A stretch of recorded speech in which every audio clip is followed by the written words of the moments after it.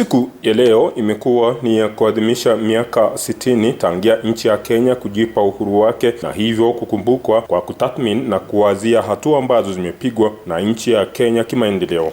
Anaongoza kikosi ya Kenya Police Inspector Wambua, Administration Police inaongozwa na Sub Inspector Angoi Dominic. Asante sana ndugu yetu.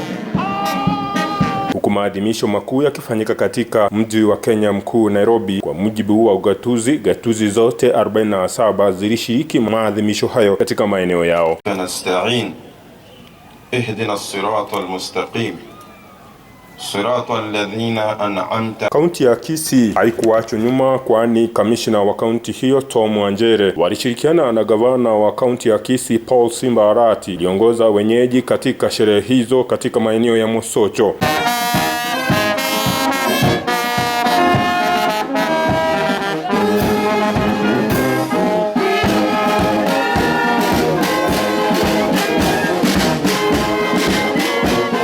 Viongozi mbalimbali walijitokeza na kusema vile ambavyo wameendelea na hali ya maisha kuwasonga. Let us pray for our county. Let us pray for the governor. Let us pray for the county commissioner. Let us pray for all people, that we may be one, that we may live in love. Even those who don't love us, let us love them all the same. Tumsifu Yesu Kristo.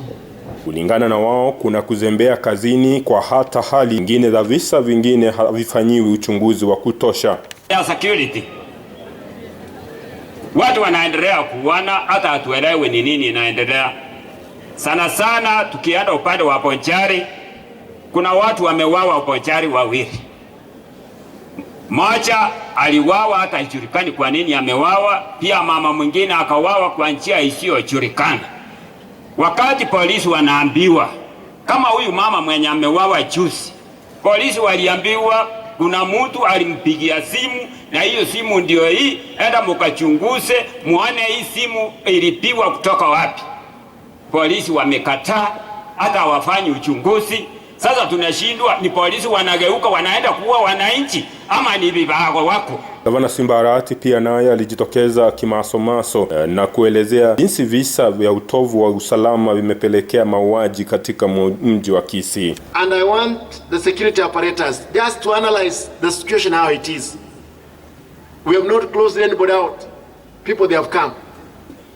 No incident. There is no way that particular individuals, when we have functioned, especially the functions of the president, they want to show us the muscle. They can bring chaos at that, like the one in Nyantrago, where a police officer arbitrarily were arresting anybody who is thought to be huyu mtu anaonekana kama ni mtu wa Simba, lazima akamatwe.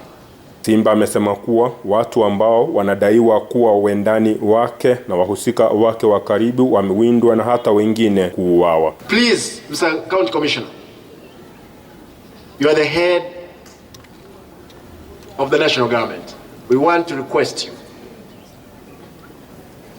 your team of security, let us not drive it as politicians. Let us give the security apparatus a chance to work for us. Right now, I'm told there is a baby who got lost here. Simply etiyo kijana anaonekana ni mtu wa Simba, wame abduct mtoto, wamepotea na yeye. Aidha, Arati amesema kuwa sharti uchunguzi ufanywe ili litokee visa vingine kama hivi. They have killed somebody in Bobasi, they have killed somebody in Nyaribari. Now they have abducted a small baby. The only crime the baby is associated with the father, who is associated with the Simba. Only to instill fear. I want to ask you, Mr. County Commissioner, without arousing so many emotions, kindly, not even Simba Arati would want to use the police. Not anybody who is elected want to use the police to cause chaos, to cause pain in our people. Kamishna wa kaunti ya Kisii Tom Anjere alionyesha ghadhabu yake, huku akisema kuwa shughuli za kufanya uchunguzi wa kiusalama sio siasa ambazo hupigwa kando kando mwa barabara na mahali popote pale. Ndizo sherehe za mwaka huu, huku Arati akiwaahidi wana kaunti ya Kisii zawadi mbalimbali nyakati hizi za Krismasi. Nikiripotia Africa Finest TV, jina langu ni Gilbert Kobi.